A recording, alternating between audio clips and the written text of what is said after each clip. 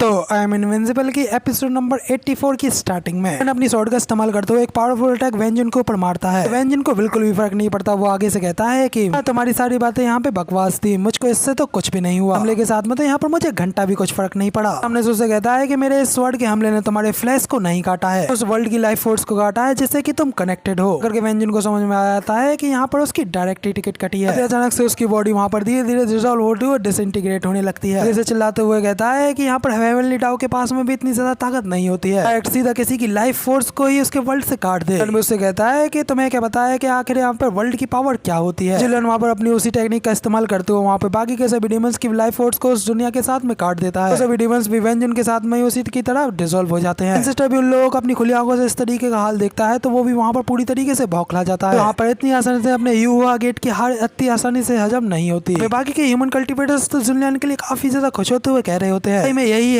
Immortal ये की true strength, सिर्फ अपने एक ही झटके के साथ में एनिमीज की पूरी टीम को यहाँ पर खत्म कर डाला। उनको तो अपने मास्टर की इतनी स्ट्रेंथ पर अभी भी बिल्कुल भरोसा नहीं होता। तो वो कहता है कि आखिर ऐसा कैसे पॉसिबल हो सकता है, यहाँ पर डायरेक्टली किसी की लाइफ फोर्स को ही कैसे कट कर सकता है। तो तभी वो कहता है कि मैंने एक बार सुना था कि हाई लेवल शॉर्ट प्ले के साथ में हम लोग ना केवल ऑब्जेक्ट्स को कट कर सकते हैं, की मदद से किसी के पास्ट और फ्यूचर को भी कट कर सकते हैं। पास्ट को भी पीछे छोड़ करके फ्यूचर को भी डिस्ट्रॉय कर सकती है, हमें और हर चीज को यहाँ पर रीराइट कर सकती है। और फिर इसी सब को याद करते हुए वहाँ पर ये जुलियन को देखते हुए वहाँ पर ये सोचता है कि आखिर जुलियन कितना ज्यादा स्ट्रॉन्ग है, आखिर उसकी यहाँ पर असली लिमिट क्या है। वहाँ पे हमें चेंजाओ को देखा जाता है जो कि वहाँ पर एक जोरदार चीख लगाता है, क्योंकि तो वहाँ पे बाकी सब लोग उसके ओर देखते हुए कहते हैं कि ये तो चेंजाओ है। तो तभी वहाँ पे हमें चेंजाओ की ओर भी दिखाया जाता है जिसके अंदर जो कुछ भी बची कोई उसकी एनर्जी थी, टारगेट अचानक उसकी वो बची हुई एनर्जी को भी चूसने लगता है, जिसका कि इस्तेमाल करते हुए वहाँ पर टारगेट दोबारा से ओपन होने लगता है। उसी के साथ जैसे ही चेंजाओ की वहाँ पर एनर्जी पूरी तरीके से चूस ली जाती है तो वो टारगेट फिर से ओपन हो जाता है और भी काफी ज्यादा बड़ी इमोर्टल आर्मी बाहर निकल आती है, जो कि यहाँ पर ऑल्सो नैदर से आए हुए होते हैं और लगभग 6 लाख की आर्मी होते हैं। जो उन लोगों का कमांडर आया होता है बाहर आते ही कहता है कि वेंजन यार आखिर तुम कहाँ निकल गए, इंतजार कर रहा था जबकि तुम सीधा अपनी आर्मी लेकर के इन लोगों के ऊपर हमला बोलने आ गए। मैं उस बंदे के बारे में बताया जाता है जिसका कि नाम मिंग फेंग होता है और वो टू सेलेस्टियल इमोर्टल होता है। उसे कह रहा होता है कि यहाँ पर सभी लोगों को खत्म मत कर देना, कम से कम मेरे लिए कुछ छोड़ देना। उससे कहता है कि चिंता मत करो, तुम्हारे वेंजन ने यहाँ पर एक पर्सन को भी नहीं मारा है, खुद ही यहाँ पर आकर कुछ खेल क्यों नहीं खेल रहे थे। जिस पर वो कमांडर मिंग फेंग जुलियन से पूछता है कि आखिर अब तू कौन है और आखिर तेरे अंदर इतनी ज्यादा हिम्मत कैसे आई मेरे जैसे कमांडर के सामने इस तरीके से बोलने की। कमांडर मिंग फेंग को देख अब एंसेस्टर उनसे इंसिस्ट करने लगता है कि कमांडर आपको यहाँ पर जनरल फेंग का इन लोगों से बदला लेना ही होगा। ये जुलियन ने यहाँ पर फॉलन ऑर्बिटल आइसलैंड की पावर का इस्तेमाल करते हुए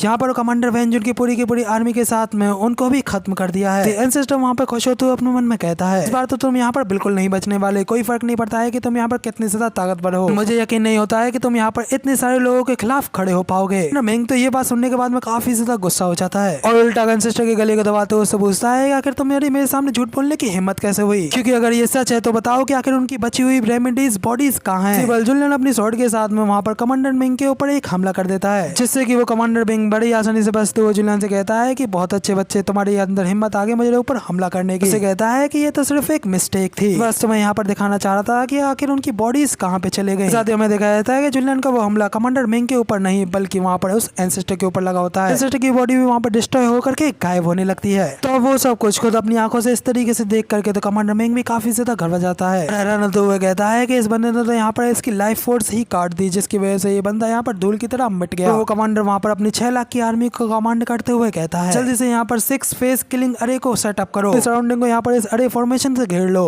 तो तब अपने कमांडर की ये कमांड सुनने के बाद वो सभी लोग भी अपने अपने अरे फॉर्मेशन के तरीके से खड़े हो जाते हैं और अपनी पावर्स को अनलेस करते हुए वहाँ पर उस अरे फॉर्मेशन को सेटअप करने लगते हैं। इस वजह से वहाँ पे उस अरे फॉर्मेशन के अंदर एक बड़ा सा अवतार अपीयर होने लगता है। तो उसे देख जुलियन भी वहाँ पे एक्साइटेड होते हुए कहता है कि अरे वाह ये तो अब इंटरेस्टिंग हो रहा है, मन स्पिरिट अवतार में लाने के लिए यहाँ पर अपनी बॉडीज का सेक्रीफाइस कर रहे हो। हमें सामने को दिखाया जाता है कि उनकी अरे फॉर्मेशन को कंप्लीट हो जाने के बाद में उन सभी सोल्जर्स की पावर के साथ में वहाँ पे एक टाइटन डीमन ऐप बन जाता है और साथ ही वहीं पे कई सारे और भी काफी ज्यादा खतरनाक बड़े बड़े स्पिरिचुअल बीस्ट्स भी, जो कि वहाँ पर एक साथ सीधा जुलियन के ऊपर हमला करने के लिए आगे बढ़ने लगते हैं। लोगों का जो कमांडर जो कि वहाँ पर टाइटन डीमन एप में बदला होता है, जुलियन से कहता है कि ये जुलियन तुम यहाँ पर फॉलन ऑर्बिटल आइसलैंड के नए मालिक हो, तो इसलिए तुम्हें भी यहाँ पर काफी ज्यादा स्ट्रेंज स्पेल्स आते होंगे, लेकिन मेरी ये 6 फेज की killing army power, 6 stage 2 celestial immortal और 6 लाख की ट्रू इमोर्टल आर्मी, इसके सामने तो मिस्टिक इमोर्टल भी नहीं टिक सकता, तो तुम्हारी क्या औकात है। इसलिए आज के दिन तुम्हें तो यहाँ पर ऑनर फील करना चाहिए जो कि तुम यहाँ पर मेरी इस तरीके की पावर के साथ में आज मरने चाह रहे हो। जिसके साथ ही फिर वो टाइटन डीमन अपनी छाती पीटते हुए अपने बाकी के सभी लोगों से जुलियन के ऊपर हमला करने के लिए बोल देता है। ये सभी डीमन स्पिरिचुअल बीस्ट भी वहाँ पर सीधा जुलियन के ऊपर सीधा हमला बोल देते हैं। जुलियन अभी उन सभी लोगों के सामने सीधा खड़ा होता है और कुछ भी नहीं कर रहा होता है। तो ली भी ये देख अपने मास्टर के लिए घबराते हुए कहता है कि अरे काफी ज्यादा खतरनाक है, तक कि एक मिस्टिक इमोर्टल भी इसका सामना नहीं कर पाता। अगर हमारे मास्टर इसको सर्वाइव नहीं कर पाए तो फिर हम लोग क्या करेंगे। होंग कहता है कि उसे यहाँ पे सर्वाइव करना ही पड़ेगा क्योंकि हम सभी की उम्मीद है वो इसी के ऊपर है। इसी के साथ होंग अपने मन में भी ये कहता है कि बाहर की दुनिया वाकई में कितनी ज्यादा स्ट्रॉन्ग है, यहाँ तक कि मेरी पहले की ग्लोरी भी इसके सामने कुछ नहीं है। इसलिए ये जुलियन तुम्हें यहाँ पर सर्वाइव करना ही पड़ेगा, उसके बाद ही मैं आगे बढ़ के और ज्यादा स्ट्रॉन्ग बन पाऊंगा। मैं जुलियन की ओर भी दिखाया जाता है जो कि अभी भी वहाँ पर उन सभी लोगों को हल्के में ले रहा होता है। कह रहा होता है कि तुम्हारी ये छोटी मोटी अवतार अरे मेरा क्या ही बिगाड़ लेंगे, तो मैं दिखाऊंगा कि असली अवतार अरे फॉर्मेशंस होती क्या है। साथ ही जुलियन वहाँ पे अपनी किसी तरीके का फॉर्मेशन का इस्तेमाल करते वहाँ पे अपने 3 क्लोन्स बना लेता है, अपनी 3 सेम पावर जितने ही अवतार्स को, जो देखेगा तो अब कमांडर मिंग की फटने लगती है और वो हैरान होते हुए कहता है कि इस बंदे ने यहाँ पर अपने क्लोन्स या फिर पपेट नहीं बनाए हैं, इसने अपनी एनर्जी से बने हुए 2 और रियल अवतार्स बनाए हैं। जुलियन के एक अवतार के हाथ में एक उसका बांसुरी वाला ट्रेजर होता है, फिर दूसरे वाले के हाथ में वो डेथ वाला कॉफिन होता है जो कि सब कुछ अपने अंदर खींच लेता है। वैसे रियल वाले के हाथ में होते हुए उसकी कैंगवान स्वॉर्ड। अपने अपने हथियारों को लेने के बाद वो तीनों ही आपस में कम्पीट करने लगते हैं, कहते हुए कि देखते हैं कि कौन ज्यादा यहाँ पर लोगों को मारेगा। कॉफिन वाला भी कहता है कि चिंता मत करो, मैं ही यहाँ पर इस मैच को जीतने वाला हूँ। वाला कहता है कि चिंता मत करो, मैं भी यहाँ पर बिल्कुल भी पीछे नहीं हटने वाला हूँ। वहाँ पे बांसुरी वाला अवतार उन बाकी के डीमन अवतार के ऊपर बांसुरी की स्विंग के साथ में हमला करता है। अपने सामने के सभी डीमन अवतारों को खत्म कर देता है और कहता है कि मैं माफी मांगना चाहूंगा ये सब करने के लिए। वहाँ पर अपनी बांसुरी बजाते हुए सोल सेटरिंग मेलोडी को बजाते हुए और भी कई सारे डीमन अवतारों को एक साथ ही खत्म कर डालता है। जुलियन के कॉफिन वाले अवतार ने तो अलग ही आतंक मचा रखा होता है, अपने कॉफिन का इस्तेमाल करते हुए दूर से उनकी अरे फॉर्मेशन को डिस्ट्रॉय करते हुए डीमन आर्मी की सोल्स को अपने अंदर कैद करता जा रहा होता है, बल्कि सोल अवतारों के ऊपर कॉफिन फेंक करके उन्हें बुरी तरीके से कुचलता जा रहा होता है। तो भाई वो डीमन भी घबरा जाते हैं कि आखिर किस तरीके से उनको खत्म किया जा रहा होता है। वो कॉफिन वाला अवतार अपने कॉफिन के ऊपर खड़े होते हुए कहता है कि नहीं वो यहाँ पर जिसके के पास में ट्रू पावर्स है, अब तुम सभी चीटियों को बिना रजिस्ट किए हुए अपने इस कॉफिन के अंदर घुस जाना चाहिए। जैसे ही वो जुलियन का अवतार अपने कॉफिन को ओपन करता है तो इसके इमोर्टल्स ना चाहते हुए भी सीधा उस कॉफिन के अंदर घुसे चले जाते हैं। तो कि मम्मी बचा लो, मैं वापस से नेदरएबिस आना चाहता हूँ। इसी के साथ में मेन वाली फाइट की ओर भी दिखाया जाता है जहाँ पे जुलियन अपनी कैंगवान स्वॉर्ड लेकर के उस टाइटन डेमन एप मेन वाले कमांडर के ऊपर हमला कर रहा होता है। कह रहा होता है कमांडर तुम्हारे अंदर इतनी भी स्ट्रेंथ नहीं है कि मेरे सामने तुम ज्यादा देर तक टिक पाओ। जुलियन वहाँ पर अपनी स्वॉर्ड के साथ में एक झटका मारता है तो उस झटके की वजह से कमांडर मिंग वहाँ पे पीछे की ओर ढकेला जाता है। अपने आप को कंट्रोल करते हुए अपनी पावर्स को अनलीश करते हुए फिर जुलियन से कहता है अपने 2 क्लोन्स और 3 मोनार्क आर्टिफैक्ट्स को कंट्रोल कर रहे हो, पर कोई सेलेस्टियल इमोर्टल नहीं हो जो कि ज्यादा देर तक तुम इस सब को कंट्रोल कर पाओ। तुम यहाँ पर कुछ ही देर में थकने ही वाले हो। उसके ऊपर हमला करते हुए कहता है कि तुम इस बात की चिंता मत करो, मेरी ताकत मेरे दुश्मनों के ऊपर डिपेंड करती है, जितना ज्यादा ताकत मेरा दुश्मन होगा उतना ही ज्यादा ताकतवर मैं होऊंगा, जितनी ज्यादा स्ट्रॉन्ग उसकी पावर्स होंगी उससे भी कहीं ज्यादा स्ट्रॉन्ग मेरी पावर्स हो जाएंगी। तो वो टाइटन डीमन एप के ऊपर जुलियन अपने स्वॉर्ड के साथ में हमला करता है और उसके हथियार को वहीं पर तोड़ डालता है। टाइटन डीमन एप और भी ज्यादा भड़क जाता है और सीधा जुलियन के ऊपर हमला करने के लिए आगे बढ़ते हुए कहता है जुलियन आज भले ही मुझे यहाँ पर अपनी जान से कीमत ही क्यों ना चुकानी पड़े लेकिन तुम्हें भी मैं नहीं छोड़ने वाला। जैसे ही वो जुलियन के ऊपर पंच मारता है तो जुलियन बड़ी आसानी से उसके पंच को डॉच कर लेता है। कहता है कि मगर लेकिन तुम्हारी लाइफ मेरे लिए बिल्कुल ही वर्थलेस है। इसके साथ जुलियन वहाँ पर उस टाइटन डीमन एप में एक जोरदार किक दे मारता है। किक आकर के वो टाइटन डीमन एप सीधा नीचे जमीन पर काफी ज्यादा दूर तक घसीटा जाता है। लेकिन साथ ही उस साइज से उस कमांडर मिंग का टाइटन डीमन एप वाला अवतार भी वहाँ पर पूरी तरीके से डिस्ट्रॉय हो जाता है। कमांडर को हराने के बाद में जुलियन अपने बाकी के क्लोन्स की ओर देखने लगता है। वो कॉफिन वाला अवतार तो बड़ी आसानी के साथ में बाकी की सारी आर्मी को अपने कॉफिन के अंदर कैद किया जा रहा होता है, कहते हुए कि इन सब लोगों के साथ में खेलना कितना ज्यादा बोरिंग लग रहा है। ये सब कुछ करते हुए देखकर जुलियन की मेन वाली बॉडी जब उसे घूर करके देखती है तो यहाँ पर जुलियन की वो कॉफिन वाली बॉडी भी वापस से उसकी बॉडी में आने के लिए हेजिटेट करने लगती है। जुलियन अपना काम पूरा हो जाने के बाद में उन दोनों बॉडीज को वापस अपनी बॉडी में मर्ज कर लेता है। अपनी कैंगवान स्वॉर्ड के एक पावरफुल स्लैश के हमले के साथ में झटके के साथ में वो वहाँ पर नेदरएबिस की बाकी की बची हुई सारी की सारी आर्मी को खत्म कर डालता है। जो कुछ भी वहाँ पे बच्चे कुछ रह जाते हैं वो जुलियन से माफी मांगते हुए कह रहे होते हैं कि इमोर्टली हम लोगों को माफ कर दीजिए, हम लोगों के ऊपर थोड़ी मर्जी दिखाइए, हम लोग गलत थे, वो गेट को छोड़ देंगे, प्लीज हमारी जिंदगी बख्श दीजिए। जुलियन से ऐसे उनमें से कुछ लोगों को वहीं पे छोड़ देता है। वहाँ पे कमांडर मिंग के सामने आते हुए उसे कहता है कि कमांडर मिंग फेंग के दिन मैं तुम्हें यहाँ पर छोड़ रहा हूँ, इसलिए वापस अपने क्लैन में जाओ और सब के बारे में बता देना। उन लोगों को ये बात अच्छी तरीके से पता चल जानी चाहिए कि जब तक मैं यहाँ पर जिंदा हूँ कोई भी अलायंस, कोई भी इन्वेट, कोई भी नेदरएबिस मेरे कुल्लों के ऊपर हमला बिल्कुल नहीं कर सकता। इसलिए अगर नेदरएबिस फिर दोबारा ये सब कुछ काम करने के लिए ट्राई करता है, फिर चाहे तुम लोग कितना ही ज्यादा दूर क्यों ना हो, मैं खुद नेदरएबिस आकर के इस सारे मैटर को एक ही झटके में खत्म कर डालूंगा। जुलियन के अंदर इतनी ज्यादा कमाल की पावर्स को देख करके बाकी के ह्यूमन कल्टिवेटर्स तो काफी ज्यादा खुश हो रहे होते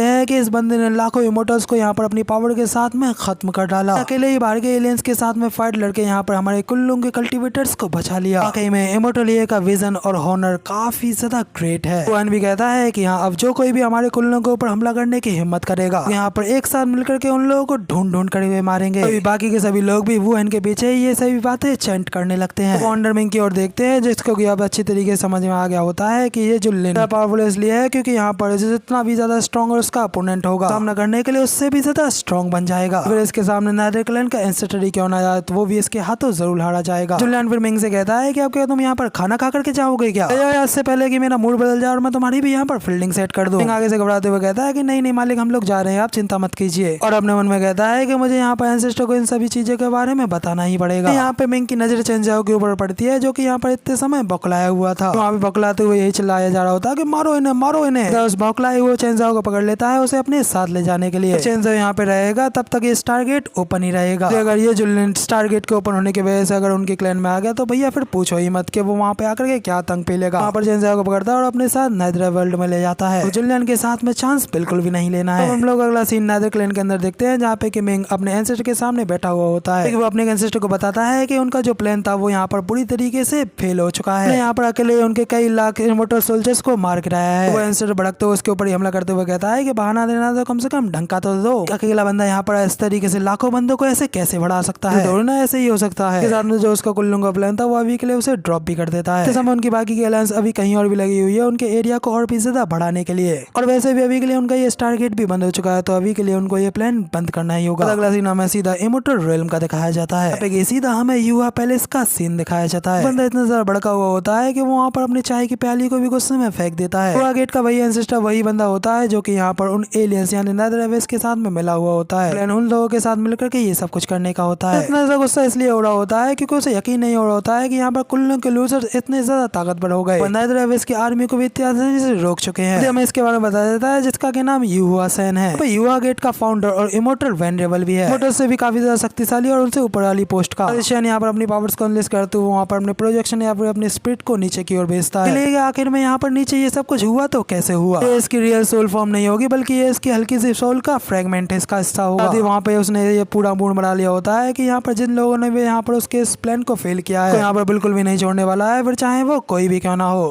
गेट के एंसेस्टर ट्राइंग का सीन दिखाया जाता है कि वो आया होता है इस तलाश में कि शायद उसे वहाँ पर कोई ट्रेजर वरेजर मिल जाए। वो वहाँ के कमरे में लात मार के घुसते हुए कहता है कि ये यहाँ का ट्रेजर कोर है, शायद से उसे यहाँ पर जरूर से कोई हिडन ट्रेजर मिल सकता है जो कि यहाँ पर काफी ज्यादा कमाल का भी हो। इसकी नजर सामने पड़े सिर्फ एक एंसेस्टर श्राइन के ऊपर ही पड़ती है जो कि यहाँ पर ऑफ कोर्स युवा सेन का ही था। ट्रू मोटर बनने के बाद में वो अपर वर्ल्ड में चला गया ना, तो बेसिकली उसकी एक भगवान की तरह यहाँ पर पूजा की जाती है। टेम्पलेट को देख करके बूजी को पता नहीं क्या चुल मरती है, वो उसे उठाता है और नीचे जमीन पर गिरता है। युवा गेट के फाउंडर सेंग का नाम भी लिखा होता है। यूजी को पता चल जाता है कि यहाँ पर एक मेमोरियल टेम्पलेट है जो कि यहाँ पर युवा गेट के ही फाउंडर का है। नीचे जमीन पर गिरा हुआ देखकर अचानक से ली के दिमाग में कुछ शैतानी ख्याल आता है। उनमें कहता है कि तुमने यहाँ पर इन लोगों को यहाँ पर इतना सब कुछ दिया है, वजह से इन सब लोगों ने यहाँ पर इतना सब कुछ गलत गलत काम किया, वो सब चीज की सजा यहाँ पर तुमको भी मिलनी चाहिए। तो वो उस टेम्पलेट को धोने के लिए अपने पास से शुद्ध धार का बाहर निकालता है और सीधा अपनी पतलू उतार करके उसके ऊपर मूत देता है। तो भाई बेचारा वो टेम्पलेट भी घबरा जाता है और वहाँ पर आगे से ग्लो करने लगता है, ये कहते हुए कि कितने हरामी मानुस है साले। में ही सेंग ने जो अपनी स्पिरिट नीचे भेजी हुई होती है वो उस टेम्पलेट के अंदर से बाहर निकल आती है। निकलते सीधे ली वूजी से कहता है कि साले तेरी इतनी हिम्मत तू ये कर रहा है। सेंग की सोल को देख करके तो वहाँ पर ली की आंखें बाहर निकल आती हैं। तो है कि ये तो यहाँ पर साला असेंशियल का कल्टीवेटर है, यहाँ पर बहुत पहले ही ऊपर जा चुका था, तो फिर आखिर ये यहाँ पर क्या कर रहा है। सेंग तो अभी भी इस सब की वजह से काफी ज्यादा भड़का हुआ होता है। वहाँ पे अपनी पावर्स को अनलीश करते हुए ली से कहता है कि तुम यहाँ पर हमारे युवा गेट के डिसाइपल तो बिल्कुल भी नहीं लग रहे हो। मुझे बताओ कि आखिर युवा गेट के इस समय की सिचुएशन क्या है और आखिर मेरे इस क्लैन की सारी आर्मी कहाँ गई। ली की ओर की भी दिखाया जाता है जिसके ऊपर एंसेस्टर टैंक का प्रेशर काफी ज्यादा हेवी तरीके से पड़ रहा होता है। तो बताता है कि उसके सेक ने यहाँ पर बाकी के सभी ह्यूमन कल्टीवेटर्स को धोखा दिया। के हाथों यहाँ पर पूरी के पूरी कुल्लू रेल्म को हरवाना चाहता था, सब कुछ तुम्हारी वजह से, क्योंकि ये सब कुछ तुम्हारी ही जिम्मेदारी थी। शायद से शुरुआत से ही तुम यहाँ पर इन सभी लोगों को करप्ट कर रहे थे। तुम सही होते तो शायद से तुम्हारा ये सेक्ट भी सही होता। तो एंसेस्टर टैंक को और भी ज्यादा गुस्सा आता है और वो सीधा ली के ऊपर एक जोरदार हमला कर देता है। कहता है कि तुमसे जितना पूछा जाए बस उतना ही बताओ। अटैक की वजह से ली वजह सीधे पीछे खड़ी दीवार से जाकर के टकरा जाता है, वहीं पे पूरी तरीके से ढेर हो जाता है। तो बावजूद बिल्ली बिल्कुल भी हार नहीं मानता और उसे और भी ज्यादा भड़काते हुए कहता है कि तुम इमोर्टल वेनरेबल मेरे सामने बिल्कुल एक टट्टी हो। मास्टर ने तुम्हारे सारे के सारे युवा गेट और तुम्हारे लाखों की नेदरवेस की आर्मी को हरा डाला और वो भी यहाँ पर बिल्कुल अकेले ही। लगता है कि तुम्हारे पास में मेरे मास्टर के सामने खड़े होने की ताकत भी है। तो उनका एंसेस्टर टैंक और भी ज्यादा भड़क जाता है। अच्छा तो वो तुम ही लोग हो जिसकी वजह से मेरा ये बड़ा प्लान फेल हो गया। चिंता मत करो, ये वेनरेबल इमोर्टल तुम्हें जरूर खत्म कर डालेगा। तो आप अपनी एनर्जी को कंट्रोल करते हुए वहाँ पर ली के गले को दबाने लगता है और उससे पूछने लगता है कि मुझे बताओ कि आखिर तुम्हारा मास्टर कहाँ है। यहाँ पर जुलियन को सिस्टम की बदौलत पता चल जाता है कि कोई यहाँ पर ऊपर से आया है। वो वहीं दूर से ही हेवेंस फिंगर्स का इस्तेमाल करते हुए सेंग के ऊपर हमला करते हुए कहता है कि बेटे मैं यहीं पर हूँ, जो उखाड़ना है तू आकर के वो उखाड़ ले। उस हमले को तो सेंग सहन से भी नहीं कर पाता है क्योंकि उसका प्रेशर ही इतना ज्यादा हाई होता है। हमले को खाते ही पलक झपकते ही सेंग की वो स्पीड वहाँ पर जाके से गायब हो जाती है। स्पेशल प्रोजेक्ट जो भी कुछ था वो उसका वो कुछ भी नहीं बचता। तो इस हमले को देख करके काफी ज्यादा घबरा गया होता है। बाद में सीधा वहीं पे गिर करके बेहोश हो जाता है। हम सेन की असली स्पीड को देखते हैं जो कि ट्रू इमॉर्टल वर्ल्ड में ही होती है। वहाँ पर जुलियन को उस हमले को देखने के बाद में काफी ज्यादा हैरान हो गया होता है कि वो डायरेक्ट अपर रियलम से सीधे कुल्लू रियलम के लोअर रियलम में नहीं जा सकता है। वहीं से भड़कते हुए कहता है कि बेटा बस तुम एक बार ऊपर आओ, रियलम में आओ, मैं तुम्हें ऐसा मारूंगा तुम्हें नानी पानी सब याद आ जाएंगे, तुम वापस से नीचे जाने के लिए तड़पोगे। वो अपने पैलेस के अंदर बस गुस्से में अपने पावर्स को अनलिस्ट करता ही रह जाता है। बस हमें नीचे जुलियन की ओर दिखाया जाता है जो कि उस हमले को करने के बाद में कह रहा होता है वो चीज बस एक बंदे की प्रोजेक्शन थी क्योंकि यहाँ पर इमॉर्टल विल की वजह से यहाँ पर उसके प्रेशर को कम कर दिया गया था। सेपरेशन ने उसकी कल्टीवेशन लेवल को घेर दिया था, तो ये बाकी के लोगों के लिए यहाँ पर काफी ज्यादा परेशानी खड़ी कर सकता था। विलन ये भी कहता है कि अगर वो यहाँ पर अपनी फुल फॉर्म के साथ में आया होता, विलन भी डायरेक्टली इमॉर्टल किंग रियल में पहुंच जाता। इसके साथ में सिस्टम बाहर निकलता है और वो उसे बताता है कि यहाँ पर कुल्लुंग असेंशन पैसेज का एक रास्ता होता है। एक इमॉर्टल जो कि इमॉर्टल रियल में रहता है, बॉडी को डायरेक्टली नीचे लोअर वर्ल्ड में नहीं ला सकता है, सिर्फ अपनी प्रोजेक्शन को ही नीचे भेज सकता है। उसकी भी स्ट्रेंथ को सप्रेस कर दिया जाता है पावर ऑफ वर्ल्ड की वजह से। जुलियन को दिखाया जाता है जो कि अपने आंखों के ऊपर बैठे हुए होता है और उसे इन सब चीजों से कोई फर्क नहीं पड़ता है। बस इतना कहता है कि बस इन सब चीजों को भाड़ में जाने दो। आज का दिन काफी ज्यादा वार्म है और मैंने पहले ही अपनी प्रीवियस लाइफ में इस सब चीजों को काफी ज्यादा देख रखा है। इस जिंदगी में मैं पहले की तरह मेहनत मजदूरी करके बिल्कुल भी स्ट्रगल तो करने वाला नहीं हूँ। यहाँ पर बाकी के कल्टीवेटर्स की जीने मरने की परवाह करके मुझे काफी ज्यादा अच्छा लगता है। साथ ही फिर जुलियन वहाँ पर अपने आंखों से वापस अपनी कंट्री जाने के लिए कह देता है, तो घर पे वापस पहुंच करके आराम से बैठ करके अपनी चाय पानी पी सके। बाद में हमें वहाँ पे कुछ एक्स्ट्रा चीजें दिखाई जाती हैं जहाँ पे कि जुलियन ने वहाँ पर बाकी के सभी लोगों को भगा दिया था। तो आगे क्या हुआ था, कहता है कि जुलियन की पॉपुलैरिटी इतने समय काफी ज्यादा बढ़ चुकी थी और वुहान से लोग पूछने लगते हैं कि उसे यहाँ पर कैसा लगा। उन्होंने यहाँ पर उन बाहर के लोगों को डरा करके बुरी तरीके से भगा दिया था। सूत्रों से मालूम पड़ा है कि जुलियन ने यहाँ पर पूरे 10 मिलियन लोगों को हराया था कि बस 1 मिलियन लोगों को। तो बताता है कि यहाँ पर 1 मिलियन की हो या फिर 10 मिलियन की आर्मी हमारे इमॉर्टल के सामने कुछ भी नहीं है। बंदा कहता है कि मुझे तो लगा था कि यहाँ पे कुछ ही इमॉर्टल लोग थे। ये बात सुनते ही बाकी लोग उसके ऊपर भड़क पड़ते हैं और उसे वहाँ पर कुत्ते की तरह पीटने लगते हैं। साले 10 मिलियन से ज्यादा बंदे थे, ये बात अपने मन के अंदर बिठा ले। रिपोर्टर यहाँ पर बस एक साइड तो यही कहता है कि हर किसी का अंदाजा यहाँ पर अलग अलग है, किसी को भी इस बात का असली अंदाजा नहीं है कि जुलियन की कल्टीवेशन का असली अंदाजा कितना है, उनका ट्रू कल्टीवेशन लेवल क्या है। हम लोग ली और होंग को देखते हैं जो कि आपस में ही बात कर रहे होते हैं। मास्टर वहाँ पर छुप करके उन लोगों का वीडियो बना रहा था। ली और होंग भी यही बात कर रहे होते हैं कि आखिर यहाँ पर जुलियन का असली ओरिजिन, उसकी असली कल्टीवेशन क्या है, उनका ट्रू कल्टीवेशन लेवल क्या है, क्या वो सच में ये जानना नहीं चाहता। तो आगे से सीधा मना कर देता है कि अगर तुम्हें मार खानी है तो खाओ, मुझे जाकर के कुछ नहीं खाना, मुझे किसी का भी कोई ओरिजिन जानना है। आगे से कहता है कि ऐसा भी पॉसिबल हो सकता है कि मास्टर यहाँ पर एक ट्रेस एम्पर लेवल के कल्टीवेटर भी हो सकते हैं। मैंने खुद अपनी आंखों से देखा था, अपने एक ही हमले के साथ में एक एंसेस्टर लेवल के बंदे को भी हरा डाला था। कहता है कि नहीं वो एक इमॉर्टल एम्पर था और बड़े बड़े पावर हाउसेस को भी एक ही झटके में तबाह करने की ताकत रखता है। एक इस तरीके का वर्ल्ड यहाँ पर लोअर वर्ल्ड में क्या कर सकता है। पीछे से सेक्ट मास्टर भी बाहर निकलता है जो कि उन लोगों को बताता है कि यहाँ पर कुल्लुंग पहले बहुत ही ज्यादा स्ट्रॉन्ग हुआ करता था। वहाँ पर उन लोगों को वही सारी बातें बताने लगता है जो कि यहाँ पर पहले इमॉर्टल एजिल ने बताई थी। तो सार बस इतना ही निकलता है कि जुलियन यहाँ पर एक इमॉर्टल कल्टीवेटर है, एंशिएंट टाइम से यहाँ पे रह रहा है, इसलिए वो यहाँ पर इतना ज्यादा स्ट्रॉन्ग है। सुनकर के तो होंग भी ये अंदाजा लगा लेता है कि अगर जुलियन यहाँ पर इतना ही ज्यादा स्ट्रॉन्ग है, तरह यहाँ पर और भी ज्यादा कल्टीवेटर्स मौजूद हो सकते हैं, टाइम से यहाँ पर उसी की तरह मौजूद हो। अभी यहाँ पर वो चीज सर्वाइव कर ली होगी जो कि इमॉर्टल एंजिल ने हमें बताया था। अब यहाँ पर इस चीज के काफी ज्यादा चांसेस है कि यहाँ पर अब कुल्लुंग वाला वर्ल्ड बदलने वाला है। बहुत ही जल्दी यहाँ पर एक और बहुत बड़ी वॉर होने वाली है। हमें कल्टीवेशन को बड़ी तेजी से बढ़ाने के लिए बहुत ज्यादा जरूरी है। साथ ही अचानक से वहाँ का मौसम भी काफी ज्यादा बुरी तरीके से बदल जाता है। जमीन पर काफी ज्यादा पावरफुल थंडर लाइटनिंग भी होने लगती है। सब लाइटनिंग को देखते हुए हमको लगने लगता है कि ये समय बहुत ही ज्यादा अच्छा है अपनी कल्टीवेशन को बढ़ाने के लिए। यहाँ पर इतनी सारी लाइटनिंग को होता हुआ देखकर ली को समझ में नहीं आ रहा होता है कि आखिर ये लाइटनिंग क्यों हो रही है। उस लाइटनिंग को देखते हुए कह रहा होता है कि आखिर अब ये सब कुछ क्या हो रहा है, यहाँ पर इतनी सारी लाइटनिंग क्यों हो रही है। आसमान से एक पावरफुल थंडर लाइटनिंग यूं करके उनके बगल से गिरती है और सीधा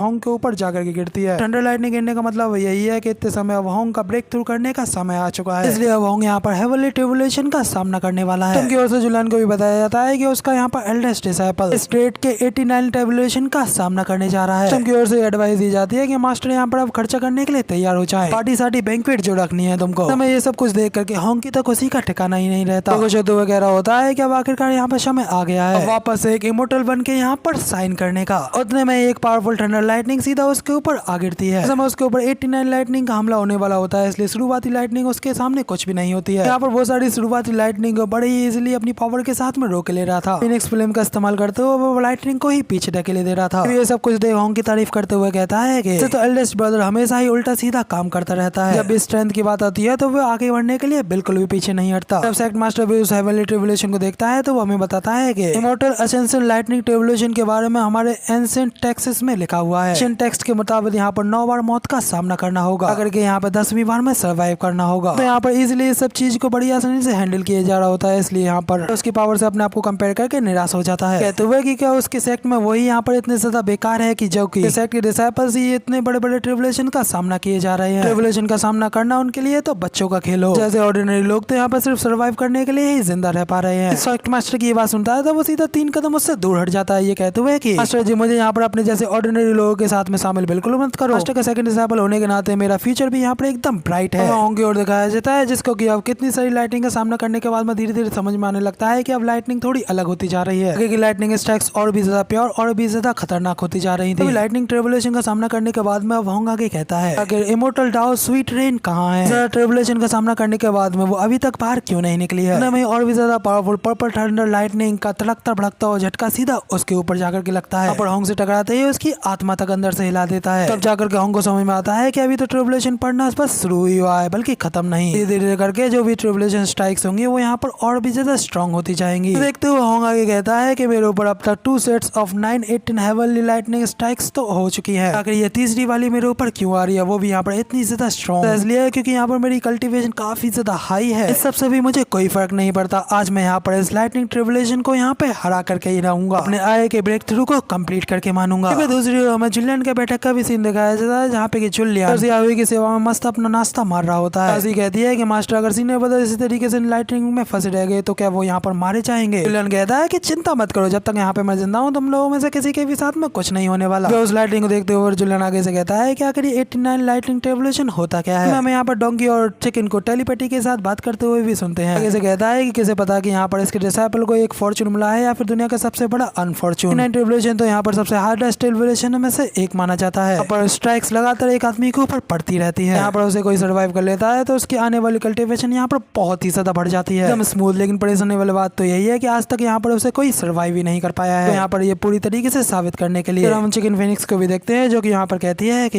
ये बात तो साबित हो जाती है कि इस बार के जो कुल्लुंग रूल्स थे वो कंप्लीट हो चुके हैं। तो ये लग रहा होता है कि आज ये जो उनके डिसाइपल की फील्डिंग पूरी तरीके से सेट है, उसकी यहाँ पर आज अर्थी जाने वाली है। साथ में होंग की ओर दिखाया जाता है, जो कि लगातार वहाँ पर स्ट्राइक्स का सामना किया जा रहा होता है और हमला करने के लिए खटाखट बिजली के झटके आए जा रहे थे। काफी सारे स्ट्राइक्स को तो वो इजीली हैंडल किया जा रहा होता है, लेकिन जैसे वहाँ पे लाइटनिंग स्ट्राइक्स का नंबर बढ़ता जा रहा होता है वैसे वैसे उसकी पावर्स भी काफी ज्यादा बढ़ती जा रही थी। वहाँ पर होंग के ऊपर 53वीं स्ट्राइक जाकर के लगती है, तो उस स्ट्राइक को भी रोकने की वजह से यहाँ पर होंग की पावर पूरी तरीके से ड्रेन हो जाती है। अभी वो यहाँ पर उसकी 54वीं स्ट्राइक का सामना करने के लिए खड़ा रहता है। बताया है कि ये 54वीं हेवनली लाइटनिंग का सामना भी मैं यहाँ पर करके मानूंगा, इसलिए मेरी बॉडी के फ्लैश का एक एक टुकड़ा ही क्यों ना जल जाए। होंग के ऊपर जैसे वो 54वीं स्ट्राइक पड़ती है तो वो इतनी ज्यादा खतरनाक होती है कि होंग को ही पूरी तरीके से ढक लेती है। साथ ही होंग पूरी तरीके से यहाँ पर ढेर हो जाता है। ली भी यहाँ पर होंग के लिए परेशान होते हुए कहता है कि क्या एल्डेस्ट सीनियर ब्रदर अभी भी यहाँ पर जिंदा है। भी कहता है कि मुझे नहीं पता, ये 54वीं स्ट्राइक कुछ ज्यादा ही टेरिफाइंग थी। और भी दिखाया है जिसने कि उस 54वीं स्ट्राइक को भी जैसे तैसे सर्वाइव तो कर लिया होता है, लेकिन उसकी वजह से वो काफी ज्यादा घायल हो जाता है। तो वो कहता है कि लगता है कि फाइनली यहाँ पर ये सब कुछ स्ट्राइक्स खत्म हो चुकी है। तो में पहले की स्ट्राइक से भी काफी ज्यादा पावरफुल स्ट्राइक थी, जिसे होंग की ओर ही आगे बढ़ने लगती है। तो ली भी होंग के लिए परेशान होते हुए कहता है कि सीनियर ब्रदर ये हेवनली लाइटनिंग की ट्रिब्यूलेशन तो बंद होने का नाम ही ले रही है, आपको यहाँ पर क्विट करना ही होगा। तो वो पावरफुल थंडर लाइटनिंग की लाल सी स्ट्राइक सीधा होंग के ऊपर जाकर के लगती है। फिर होंग भी वहाँ पर अपनी सबसे पावरफुल शील्ड का इस्तेमाल करता है। लाइटनिंग को रोकने की वजह से अगले ही पल उसकी शील्ड के अंदर भी काफी ज्यादा बड़े बड़े क्रैक्स आने लगते हैं। तो होंग कहता है कि आखिर ये स्ट्राइक्स अभी तक बंद होने का नाम क्यों नहीं ले रही है। अगले ही पल होंग की वो शील्ड भी यहाँ पर टूट जाती है। तो वो थंडर लाइटनिंग स्ट्राइक सीधा होंग के ऊपर जाकर के लगती है। जैसे होंग वहाँ पर और भी ज्यादा घायल हो जाता है और आसमान से एक कटी पतंग की तरह सीधे नीचे जमीन पर गिरने लगता है। तो इतने पे भी लाइटनिंग नहीं रुकती है, होंग के नीचे गिरते हुए भी उसके ऊपर 70वीं लाइटनिंग स्ट्राइक गिरने लगती है। इस तरीके से अपनी ओर आता हुआ देखा तो अब होंग भी पूरी तरीके से हार मान लेता है। लगता है कि सच में मेरी जिंदगी आज यहीं पे खत्म होने वाली है। तो वो वहाँ पर अपनी पुरानी जिंदगी के फ्लैशबैक्स को याद करने लगता है। सेंट्रल ओवन में वो कैसे एक ऑर्डिनरी सा ऑर्फन बच्चा हुआ करता था। खाना खाने के लिए वो वहाँ पर लोगों के सामने घुटनों पर बैठ करके उन लोगों से भीख मांगा करता था कि कभी कभी तो एक सिंगल ब्रेड के टुकड़े की वजह से उसे यहाँ पर बुरी तरीके से पीटा जाया करता था। फिर भी उसने यहाँ पर अपनी जिंदगी से बिल्कुल भी हार नहीं मानी, तरीके से आगे जिंदा रहने के लिए स्ट्रगल करता रहा। एक दिन वही सड़क पर होंग को एक आदमी नजर नजर आया। यहाँ पर प्यार से होंग को उठाया और उससे पूछा कि उसे यहाँ पर बच्चों की जरूरत है। होंग यहाँ पर उसके साथ में चलना चाहेगा, वो उसका यहाँ पर काफी ज्यादा अच्छा ख्याल रखेगा। तो वहाँ पर उस बर्थडे की एक होप मिली, तो इसलिए होंग भी वहाँ पर उसके साथ ही चल दिया। पर वो उम्मीद भी होंग के लिए बस एक छलावा था और कुछ भी नहीं। पर वो बुढ़ाऊ होंग के साथ में कुछ गलत काम करने के ही इरादे में था। कुछ करने से पहले ही होंग ने उसे खत्म कर दिया होता है। तो बाद में फिर से होंग ने ये दृढ़ निश्चय कर लिया कि वो यहाँ पर फिर से जीने का इरादा करेगा, यहाँ पर इतने ज्यादा पावरफुल बन के कोई भी यहाँ पर उसका आगे सामना न कर पाए। तो बाद वो इसी तरीके से अपने आप को कल्टीवेट करता गया और वहाँ पर एक डीमन वेंडेबल बन गया। इसके साथ ही यहाँ पर कहानी वापस से प्रेजेंट में आ गई होती है, जहाँ पे कि होंग लाइटनिंग स्ट्राइक से मार खाने के बाद में नीचे गिर रहा होता है। वो यहाँ पर इस हार को स्वीकार नहीं करना चाहता था। उसने पहले ये कसम खाई थी कि अगर वो यहाँ पर मरेगा तो अब यहाँ पर सीधा 9 हेवेंस के ऊपर जाकर के ही मरेगा, यहाँ पर एक राजा की तरह, ना कि एक 2 कौड़ी के इंसान की तरह। फिर दोबारा यहाँ पर किसी दूसरे इंसान के आगे ह्यूमिलेशन का सामना न करना पड़े। यहाँ पर होंग इस तरीके से ट्रिब्यूलेशन का हाथों भी ह्यूमिलेट बिल्कुल नहीं होना चाहता। अपनी सारी एनर्जी को एक जगह पे एनर्जी कोर में कंडेंस करता है, जिनको खुद अपने साथ हरा कर ले आने के लिए अपने आप को सेल्फ डिस्ट्रैक्ट करने लगता है। आगे वो ये सब कुछ कर पाता है, उससे पहले ही वो थोड़ा हैरान रह जाता है। वहाँ पे किसी बंदे का हाथ आता है जो कि वहाँ पर बीच में ही उसे नीचे गिरने से रोक लेता है और उससे कहता है कि वाकई में तुमने आज काफी अच्छा काम किया, बाकी सब कुछ तुम अब अपने मास्टर के ऊपर छोड़ दो। जूलियन वहाँ पर होंग को पकड़ता है और उसे अपने पीछे कर लेता है। सामने से आ रही लाइटनिंग स्ट्राइक को वो अपने एक ही हाथ से रोक देता है। कि आखिर यहाँ पर किसकी हिम्मत हुई यहाँ पर ये जूलियन के डिसाइपल को इस तरीके से बुली करने की। इसी के साथ में दिखाया जाता है कि जूलियन ने जो अपनी स्ट्राइक मारी थी, की वजह से जूलियन ने हेवीली ट्रिब्यूलेशन स्ट्राइक को भी पूरी तरीके से सेटर कर दिया होता है। बड़ी इजीली उस स्ट्राइक के हमले से बचा लिया होता है।